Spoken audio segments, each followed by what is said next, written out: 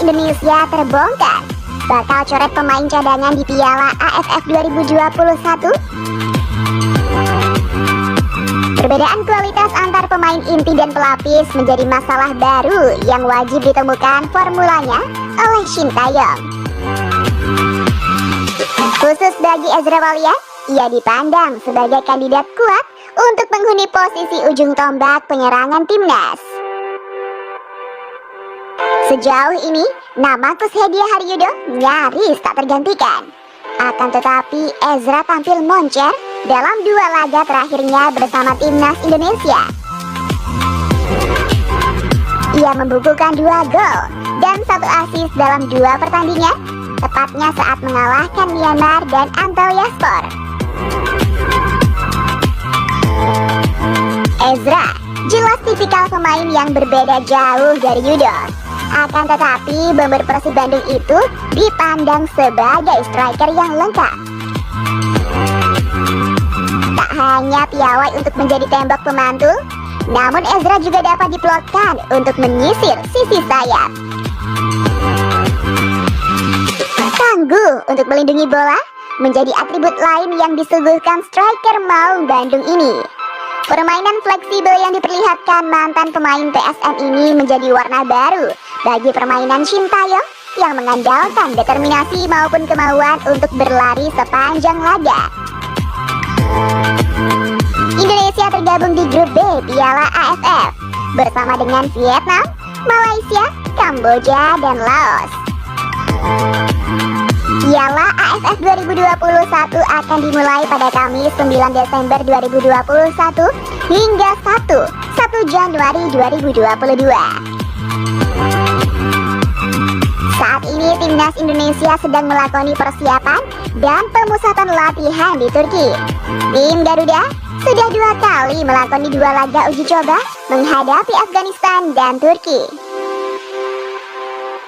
Setelah melakoni pemusatan latihan di Turki, timnas Indonesia akan langsung terbang ke Singapura pada 1 Desember 2021. Skuad Garuda akan mengikuti Piala AFF Suzuki 2021 dari tanggal 5 Desember 2021 hingga 1 Januari 2022 mendatang. Timnas Indonesia tergabung dalam grup B bersama Vietnam, Malaysia, Kamboja, dan Laos.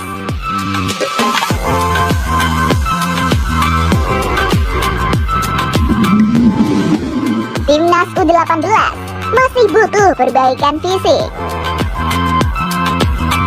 Pelatih tim nasional U18 Indonesia Shin Tae-yong menilai kualitas fisik anak-anak asuhnya belum mantap meski memenangi seluruh atau 3 laga uji coba di Turki.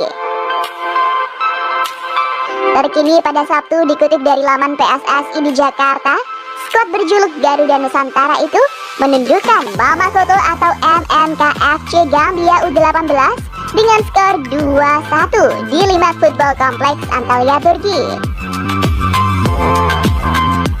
Secara fisik masih ada yang kurang. Saat serangan balik, fisik anak-anak kurang maksimal. Namun secara bertahap mereka akan membaik, termasuk soal operan dan counter attack itu. Saya akan memperbaiki tim ini, ujar Shin. Sebelumnya Indonesia mengalahkan Antalyaspor U18 dengan skor 3-1 pada 21 November 2021 dan Alanyaspor U18 ditundukkan dengan skor 4-0 pada Rabu 24 November. Menurut Shin, secara permainan para pemainnya terus menunjukkan perkembangan positif. Mereka mampu mencetak 9 gol dari 3 laga, meski 2 pertandingan yaitu versus Alanyaspor dan MNKFC Gambia dihentikan 10 menit setelah babak kedua dimulai karena cuaca buruk. Ronaldo Kuateh tampil menonjol pada 3 laga tersebut dengan membuat 5 gol. Ricky Pratama menyusul di belakangnya setelah mencetak 2 gol. Pemain sangat kompak dan saya ingin memuji mereka, kata Shin. Sementara Ketua Umum PSSI Muhammad Iriawan berharap timnas U18 mempertahankan dan sebisa mungkin meningkatkan performa mereka. Hal itu karena skuad Garuda Nusantara akan tampil di Piala Dunia U20 tahun 2023, di mana Indonesia menjadi tuan rumah. Kepada pemain, kami berharap dapat meningkat kemampuannya selama pemusatan latihan di Turki. Kami yakin bila pemain terus meningkatkan kemampuannya, timnas Indonesia dapat sukses di Piala Dunia U20 2023 mendatang. PSSI terus mendukung penuh program dari pelatih Sintayong demi raihan prestasi timnas Indonesia. Tutur Iriawan. Timnas U18 yang diperkuat oleh 36 pemain berada di Turki untuk melakoni persiapan menuju Piala Dunia U20 tahun 2023. Kegiatan ini tuntas pada 1 Desember 2021.